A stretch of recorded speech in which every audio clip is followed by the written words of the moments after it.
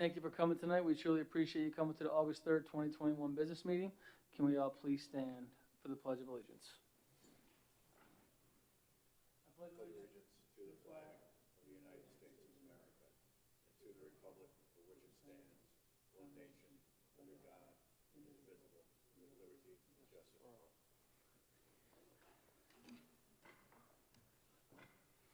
We are joined by 6 of our board members, our superintendent of schools, Dr. Timothy Harney, our assistant superintendent for curriculum and instruction, Dr. Ted Fulton, our interim assistant superintendent for finance and operations, Mr. Luis Frontero, our district legal counsel, Mr. Christopher Clayton, our district clerk, Mr. Suzanne Bonetti, and our student rep unfortunately could not be with us tonight, Ms. Witt. There are a few opportunities for the community to participate during the Board of Ed meeting. The first is just before we take up our agenda, and the second follows the disposition of all agenda items. As always, if you'd like to speak, the microphone is in the back. You must be a resident of the Bayport Blue Point School District. If not, you must be authorized by a majority vote of the Board of Ed. For the convenience, as we've done this year, all Board of Education meetings will be live streamed and posted thereafter to the district website. And as always, if you'd like to follow Dr. Harney on Twitter, you can follow him at BBP Soup. And if you'd like to follow the school district, you can follow the school district at BBP Schools. But at this time, we'd open it up to the community for any new or old business. Not hearing any, we will pass it on to our superintendent of schools. Dr. Harney, how are you tonight, sir? Very good, Mr. Miller. Thank you. Good evening, everybody, and thanks for coming out tonight. I'm really going to kind of spend my time tonight. First of all, I hope everyone is enjoying their summer. It is August 3rd, which is kind of scary a little bit. It's going so quickly. We do open school on August 30th for our staff, on the 30th and the 31st, and then our students will be with us on the 1st. So I know people are starting to get a little bit of anxious, and then the students are with us on the 1st, the 2nd, and the 3rd, and then we end up having a 5-day weekend after that due to Labor Day and some of the Jewish holidays. So just people can kind of keep that in the back of their minds. As I've been thinking about the summer and we've been talking about is, first of all, I'd like to thank everybody for all their emails in regards to and wondering what is going on as we open up for September. I'll kind of give you a little bit of history a little bit, and then I'll kind of go into where we are presently. I know people have wondered why we haven't been able to send anything out or have not made any decisions yet. I'll kind of go through that a little bit so people can get a little bit better understanding. Obviously, once school ended, things were looking up at that time in terms of positive rates, and we were kind of watching those. And then at some point, it was actually July 6th. At that time, the New York State Department of Health had put out some guidance for summer, and they made it clear that it was really just for summer only. And then within 2 days later, the CDC had come out with some information regarding to, and again, I'm really talking in regards to mask wearing and other things, because that's really where they've been spending their focus. They had said at that time is they were starting to make the recommendations of masks back indoors. And obviously that's been the conversation amongst really all the facilities for the last couple of weeks. And then yesterday you might have heard Governor Cuomo speak. He gave an announcement yesterday where he kind of laid it out there that he was making recommendations that, and he was really talking about a couple of things. He was talking about masks, he was talking about vaccines, and then he was really making what he was considering his recommendations as he was talking about trying to get more people vaccinated or if they would have to be tested. They were talking about the positive rate rising. If you've seen as recent as today, it looks like Suffolk County now is in what they consider the red zone. You know, if you remember, they were doing those 4 colors, and you're starting to see that. So there was a lot of conversations going on about, you know, what does this mean for the opening of school? And you had heard yesterday that he was making a strong recommendation that schools follow the CDC. The way it works, and the way we've always said this, is when the CDC comes out with their guidance, typically what happens is then the local or the states kind of come out with their guidance after that. Since CDC has come out with theirs, New York State Department of Health has not come out with anything new. And I know a lot of people are asking about mask wearing and vaccines, but there's really a lot more to this than just that. And I'm going to talk about that in a second. So then once the CDC comes out, then you usually get something from your local Department of Health, which is ours here in Suffolk County Department of Health. So as recent as today, I know the president of our association from Suffolk County had conversations with County Executive Ballone's office. They were also, and all the county executives from all the counties had a meeting with the state. They are still trying to kind of sift through all the information, and then from there, they'll be sending out further guidance to us. It's more interesting because it's more than just, as I said, mask wearing and vaccines. I mean, there are a number of things that we are still waiting on, and this is really why we are holding off right now.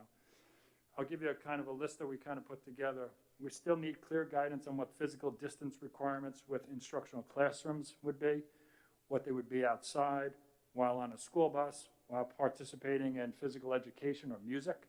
Those are areas. We're still looking, obviously, as I said before, on concise mask requirements within the school buildings or while outside. School district requirements for contact tracing, that is a big thing. If you recall last year, at the end of the year, they were still talking about 6 feet, even though at the secondary and the elementary level, they were allowed to return to 3 feet, if you recall. So that is a big thing for us because that will determine a lot on how we're doing quarantining. We're also looking for guidance still on how we have to report positive cases and contact traces. If you remember, we had to report on 2 different sites last year for contact tracing.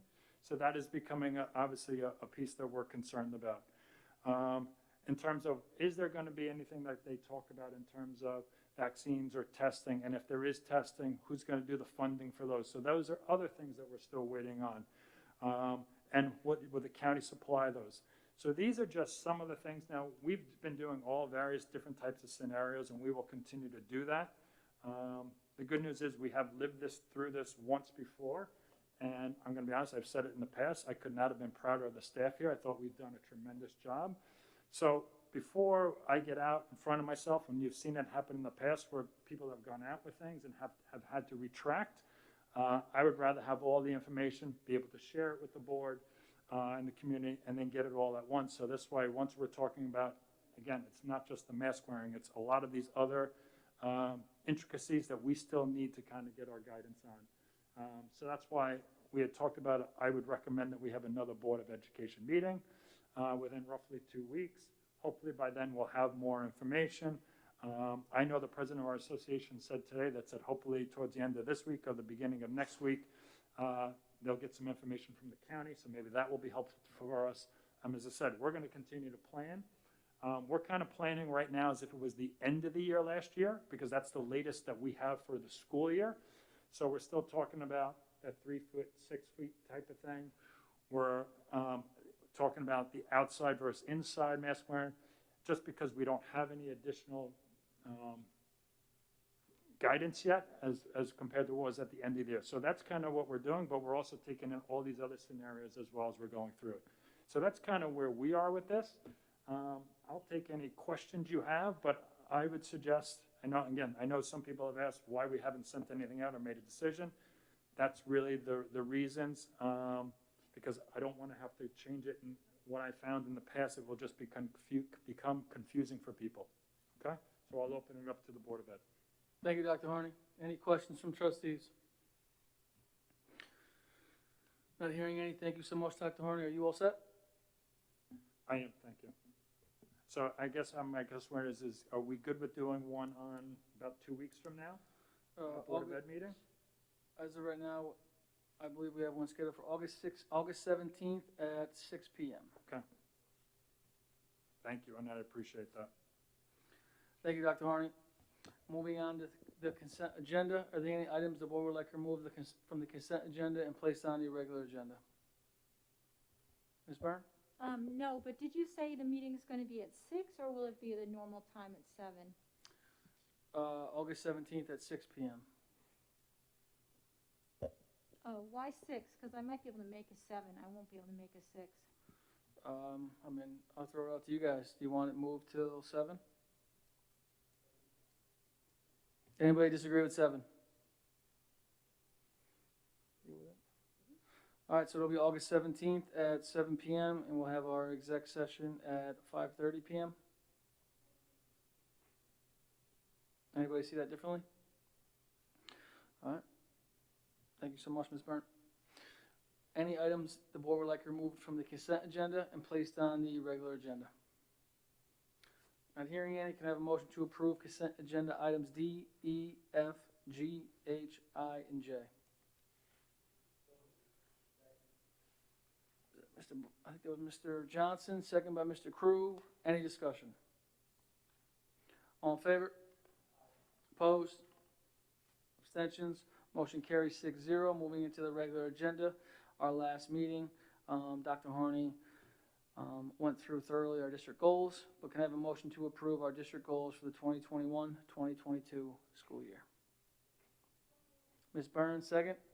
Mr. Broski, any further discussion on our district goals? All in favor? Opposed? Abstentions? Motion carries 6-0. And our second regular agenda item, can I have a motion to gratefully accept the Stop and Shop donation for Academy Street for $1,010.56. Mr. Broski, second. Mr. Johnson, just a quick discussion as always. Thank you so much. We truly appreciate any donation to the school district. It will go to kids first, and that's the most important thing here. Any other feedback? All in favor? Opposed? Abstentions? Motion carries 6-0. Not seeing any community members' questions in the live stream. Are there any community members' questions here? And we'll pass it over to Dr. Harney before we do trustee new business. No, again, I just really wanted to just thank everyone for their emails and all the information, and we appreciate it. Thank you. Thank you, Dr. Harney. Any trustee new business? Not seeing any. Can I have a motion to adjourn to August 17th at 7 p.m.? Mr. Broski, second by Ms. Byrne. All in favor? Opposed? Abstentions? Motion carries 6-0. Thank you guys so much for coming tonight. We truly appreciate it. We'll see you hopefully on August 17th. Have a great night, guys.